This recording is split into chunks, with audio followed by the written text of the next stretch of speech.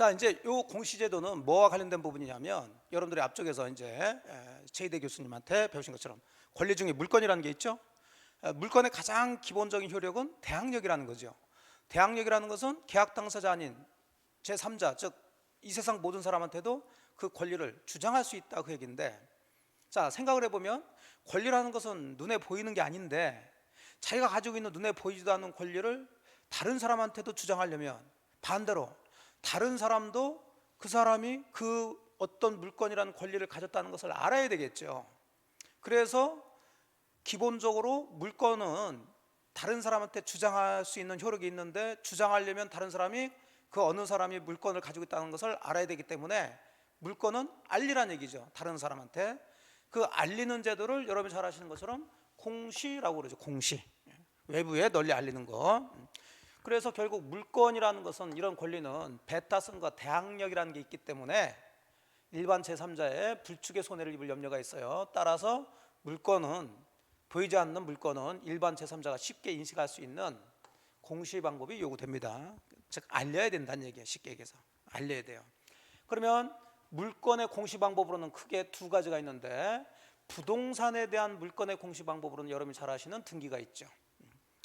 자, 여러분이 만일에 아파트를 사서 소유권을 이전받는다. 그럼 여러분이 그 아파트의 소유권이라는 물권을 가지고 있다는 얘기인데, 도대체 소유권이라는 권리는 보이는 게 아니니까 여러분이 가지고 있는지 안 가지고 있는지 알 수가 없으니, 여러분이 사서 여러분이 그 아파트 소유자가 되기 위해서는 그 등기부에 여러분이 소유자라고 써줘라, 그 얘기죠.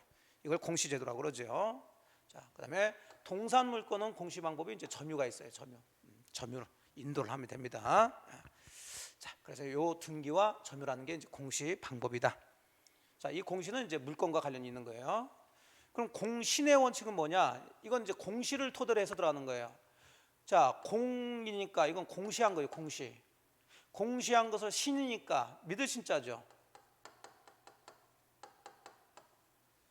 그러니까 공신의 원칙이라는 것은 공시한 것을, 즉 예를 들어서 등기한 것을 믿고서 거래했으면 그대로 등기된 대로, 즉 공시된 대로 효력을 인정해줘라. 이것을 공시의 원칙, 공신의 원칙이라고 그래요. 공신. 왜냐하면 이 등기가, 이 세상에 있는 등기는 전부 다 잘된 등기만 있지는 않겠죠. 잘못된 등기가 있을 수 있다는 얘기예요. 근데 잘못된 등기를 믿고 거래한 사람에게도 효력을 인정해줘라. 이런 것들을 이제 공신의 원칙이라고 그러는데, 자, 예를 들어서 가볍게 보시게 되면,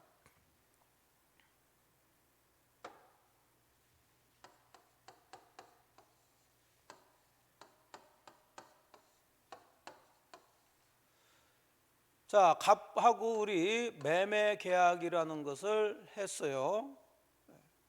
그리고 이렇게 을명의로 소유권 이전 등기, 자, 이걸 우리가 공시라고 그랬죠. 공시. 그러면 소유권 이전 등기를 하게 되면 등기부상으로 이제 요 X 부동산의 소유자는 을이다라고 써져 있으니까, 자, 이제 누구라도 요 부동산 등기부 때에서 보면은 을이 소유자라는 것을 이제 알 수 있다는 얘기예요. 근데 문제는 여기서 생기는데, 자, 이 매매 계약이 보니까는 무효더라.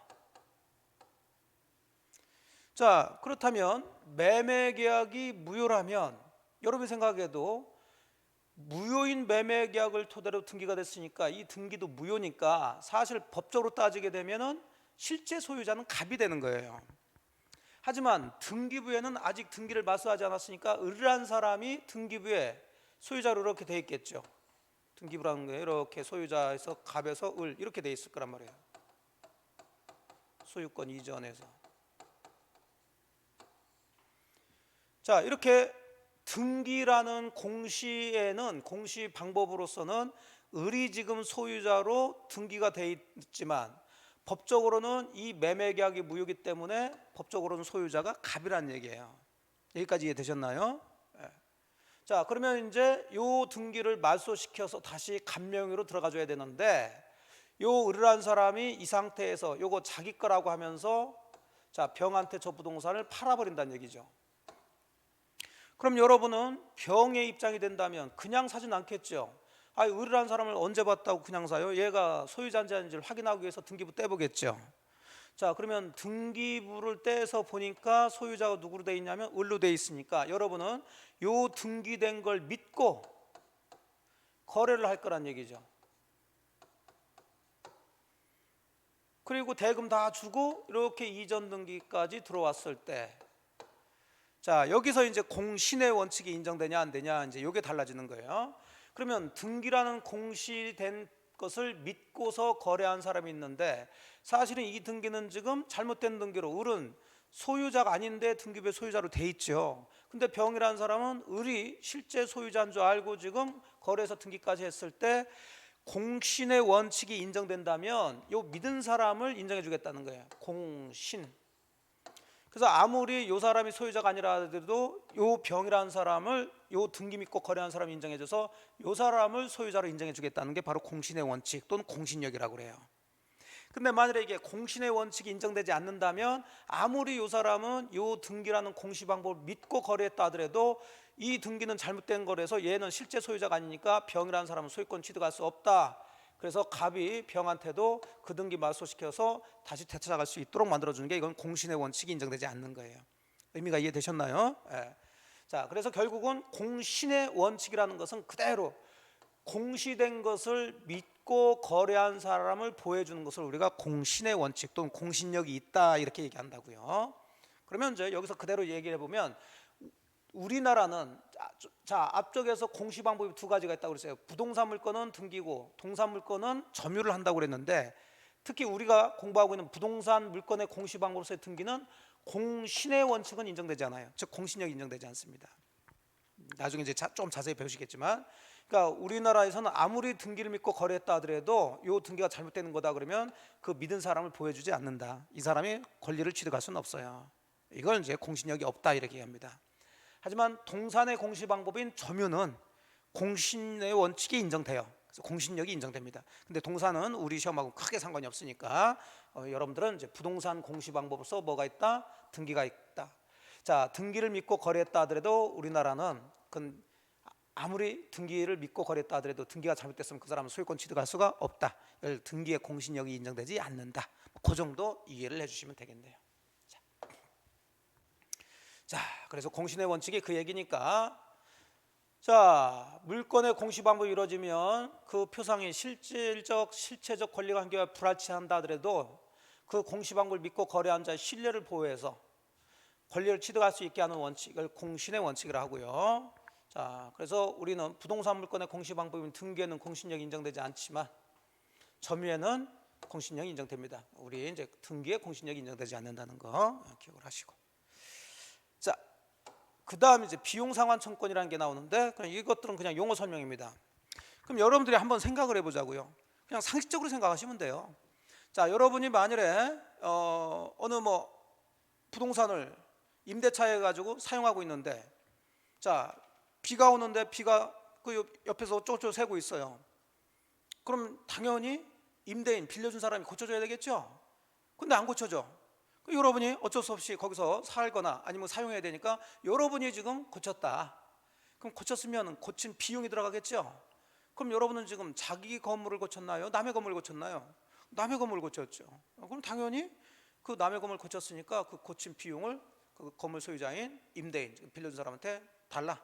이렇게 청구할 수 있겠죠. 이걸 우리가 비용상환 청권이라고 합니다. 주로 이제 우리가 남의 물건을 빌려 사용하면서 이런 얘기가 이제 많이 나오게 되는데, 꼭 빌려 사용할 때뿐만 아니라 어쨌든 남의 물건에 대해서 비용 들어갔으면 기본적으로 그 물건 소유자한테 비용 달라고 청구할 수 있다. 이걸 비용상환 청권이라고 해요. 그래서 타인 소유 물건의 비용을 지출했으면 그 비용 지출한 자가 그 물건 소유자한테 청구할 수 있는 권리, 이것을 비용상환 청권이라고 그러고요. 자, 이 비용상환 청권에는 이제 크게 둘로 나눠서 필요비 상환청권이라는 게 있고 유익비 상환청권이라는 게 있어요. 그래서 필요비하고 유익비라는 거 간단하게 보시게 되는데, 말 그대로 필요비니까, 필요비라는 것은 그 건물이 유지하기 위해서 필요한 비용을 들였다는 거죠. 그 물건 유지하기 위해서. 이걸 보존이라고 그러는데, 좀 전에 보셨던 건물을 빌렸는데 비가 좀 샌다. 그거 고쳐야 되겠죠. 그 필요비죠. 또는 건물 관리비를 낸다. 이거 필요비 같은 것들이죠.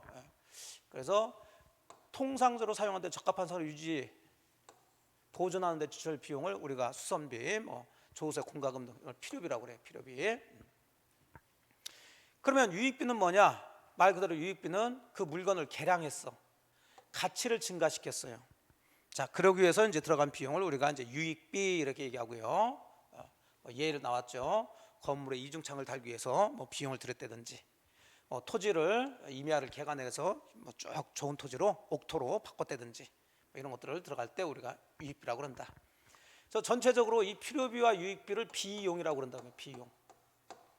그래서 이런 것들을 그 물건 소유자한테 달라고 청구하는 것을 위에서 어떤 비용 상환 청구권이다. 자, 이런 용어를 쓴다고요. 그래서 비용 상환 청구권 항상 필요비 상환 청구권, 유익비 상환 청구권, 자, 이렇게 나눠서 생각하시면 됩니다.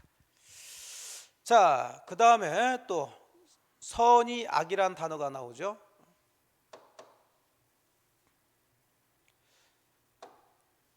자, 이것도 이제 우리 민법 배우시면서 자주 이제 보셔야 될 그런 용어들인데, 뭐 밖에선 선이 그러면 착한 뜻으로 아니면 좋은 뜻으로, 뭐 악이 그럼 나쁜 뜻까지지만 우리 법은 선이 그러면은 모른다는 얘기예요. 어떤 사실을 모르는 걸 우리가 선이 그래요.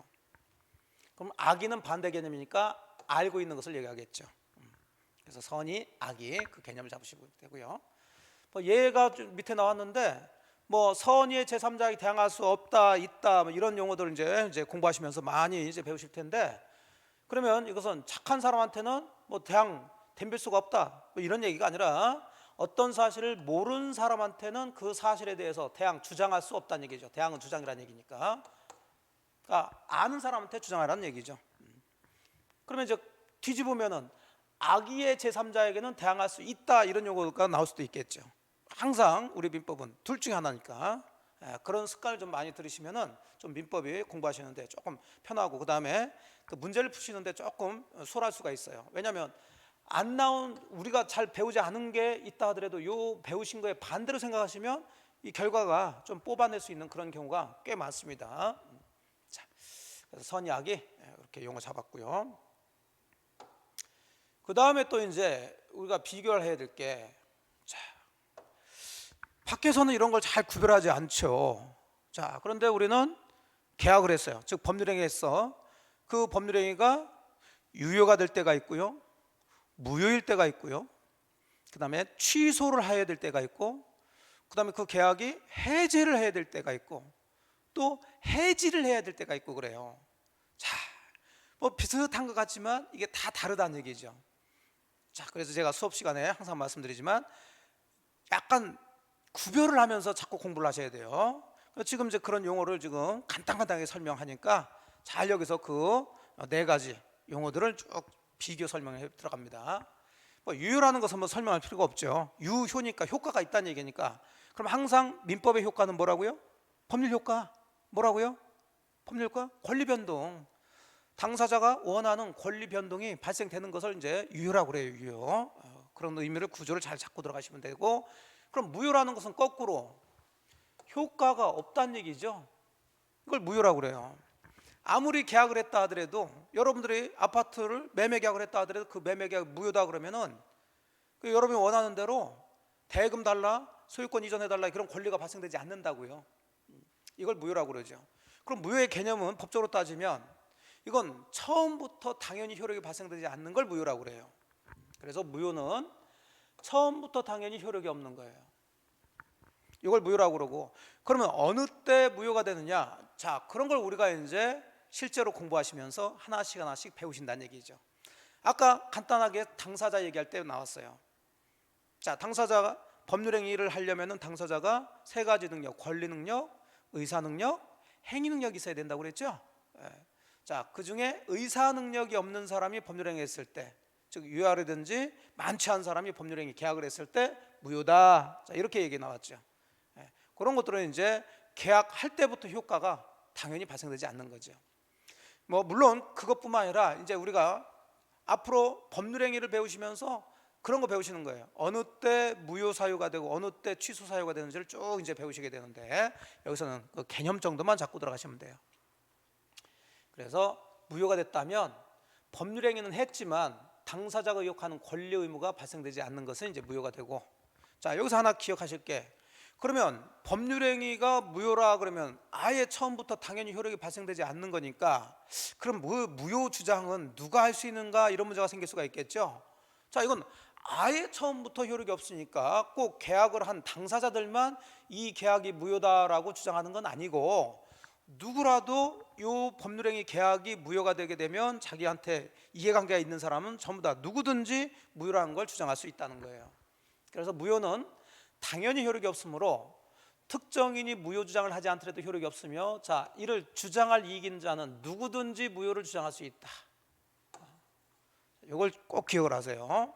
그러니까 무효는 누구든지 무효라고 주장할 수가 있다.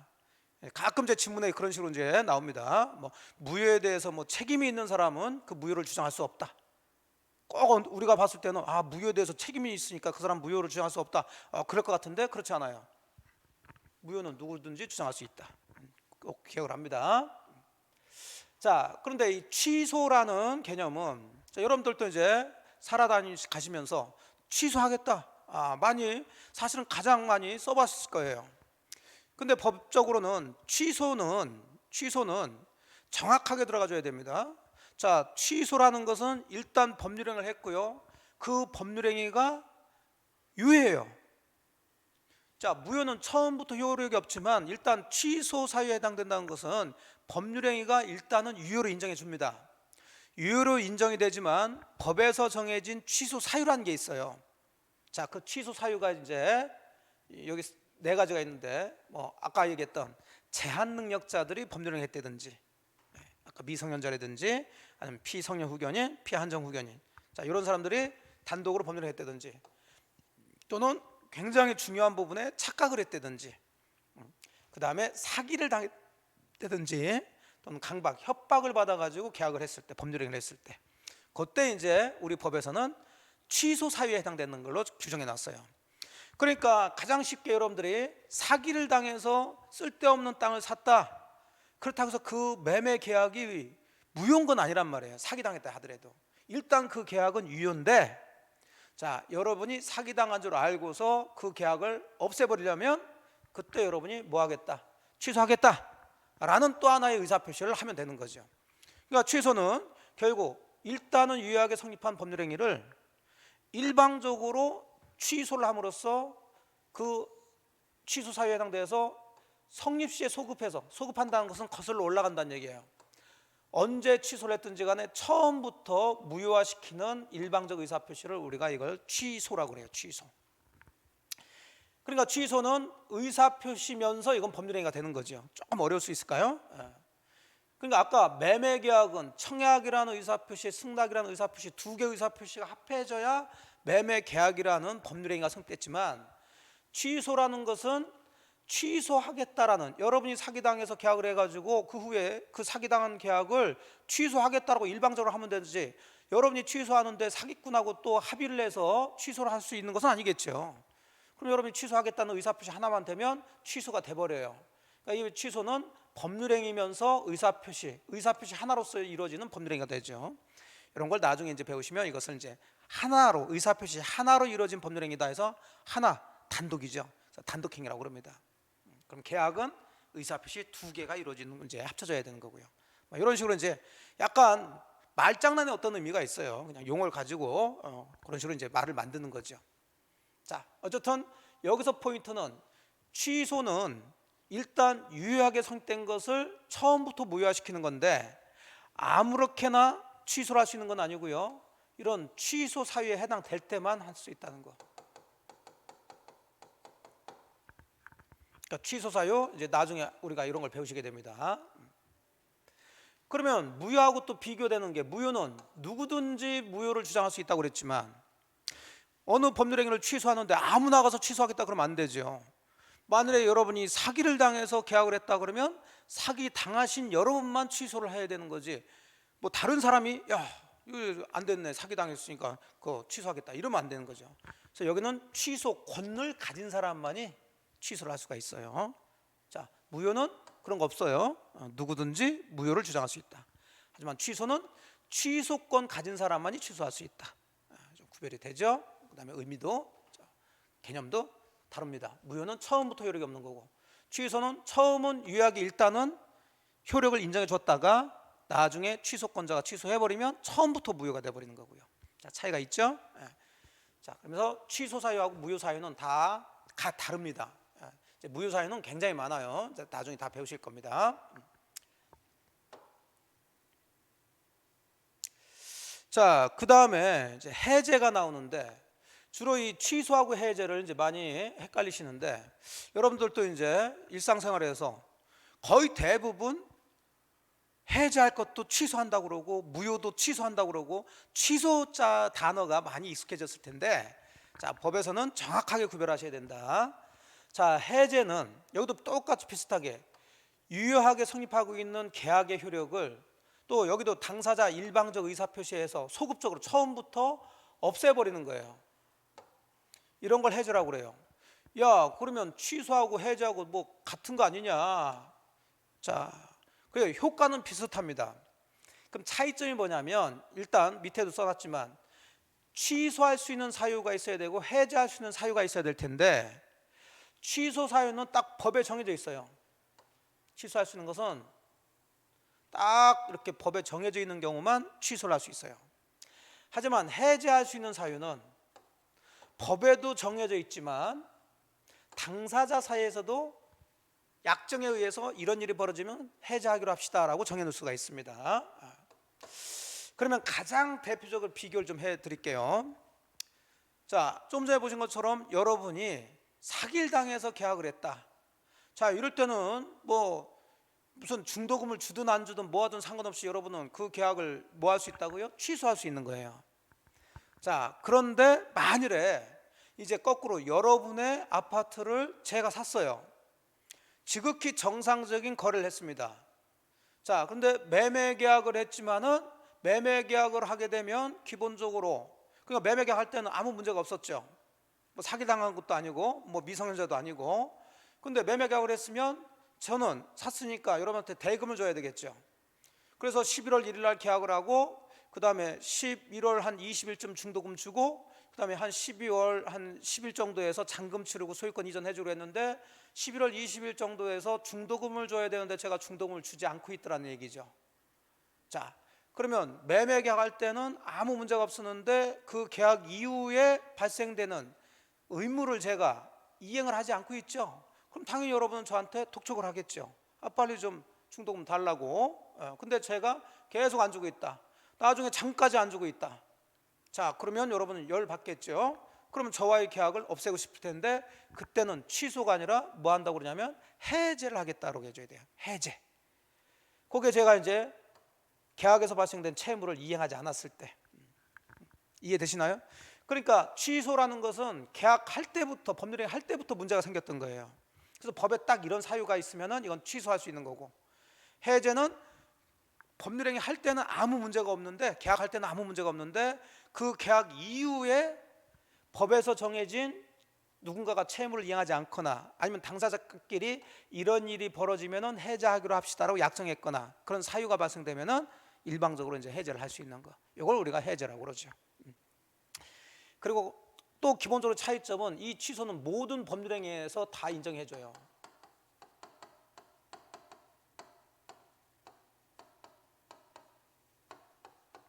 근데 해제는 법률행위 중에서 계약에만 인정해줍니다. 법률행위는 여러 가지가 있는데 계약에서만 해제라고 그래요. 자, 그것까지는 여러분이 아직은 모른다 하더라도 개념하고 왜 하는지는 좀 이해를 좀 해주셔야 되겠다. 그 차이가 있습니다. 자, 해지까지 하시고 조금 쉬도록 하시는데, 그러면 해제는 뭐고 또 해지는 뭐냐? 주로 시험은 해제 중심으로 나오지만 해지는 계약은 계약인데 여기서 계속적 계약이라고. 계속적 계약. 자, 계속적 계약이란 뭐냐면 서로 계약을 했어요. 그럼 계약을 했으면 약속을 한 거니까 그 약속을 지켜야 되고 그 지키는 걸 우리가 채무라고 그러죠. 이걸 일정 기간 계속적으로 그 채무를 이행을 해야지만이 계약의 목적이 달성하는 것을 우리가 계속적 계약이라고 하고, 그 대표적인 게 뭐가 있을까요? 임대차죠. 자, 만일에 제가 여러분의 건물을 2년 동안 임대차 빌려서 그 건물을 사용한다. 그럼 저는 2년 동안 계속 차임, 월세를 따박따박 줘야 될 채무가 발생되는 거죠. 근데 1년 동안 월세를 잘 주다가 자 1년 이후부터 월세를 밀리기 시작합니다. 그래서 한 달 밀려, 두 달 밀려, 석 달 밀려, 계속 이렇게 밀려. 자 그러면 여러분 입장에서는 이 임대차 계약을 그만두고 싶겠죠? 자 그때 하는 걸 우리가 해제라 하지 않고 해지라고 그러는 거예요. 해지. 그래서 임대차 같은 경우 똑같이 당사자가 채무 불이행했을 때 일방적으로 그 계약을 없애는 것을 우리가 해지라고 그러는데, 그러면 해제와 차이점은, 해제는 해제를 하게 되면 계약한 때부터 처음부터 올라와서 그 계약이 없어지지만, 해지를 하게 되면 장래 향해서 계약이 없어지는 거예요. 그러니까 만일에 임대차 계약을 2년 했는데 자 1년 동안에는 월세 차임을 따박따박 잘 주다가 제가 그 이후부터 차임 월세를 밀려서 여러분이 1년 후 계약한 1년 이후에 임대차 계약을 해지를 했으면 지나온 1년은 그대로 인정해주고 이후부터는 이제 당신하고 임대차 관계를 끊겠습니다, 그 얘기죠. 이해되셨죠? 자 이렇게 해서 이제 우리가 법률 행위와 관련돼서 효과로서 나타나는 거 무효, 그 다음에 취소, 그 다음에 해제, 그 다음에 해지, 요것들은 이제 구별을 좀 해보셨네요. 나중에 그것들을 하나씩 하나씩 또 자세히 공부를 하시게 될 겁니다. 자 일단 여기까지 해서 용어 설명 일단은 정리하시고 잠깐 또 쉬셨다가 다음부터 계속 정리를 좀 하도록 하겠습니다.